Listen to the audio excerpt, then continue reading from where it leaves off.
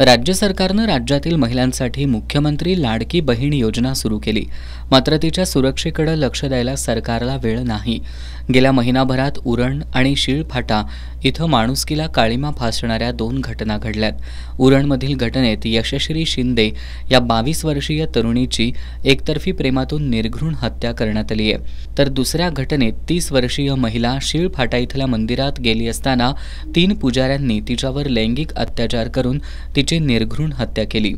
या दोन्ही घटनांच्या निषेधार्थ आज राष्ट्रवादी महिला काँग्रेस शरद पवार गटाच्या वतीनं छत्रपती शिवाजी महाराज चौकात भर पावसात जोरदार निदर्शनं करण्यात आली.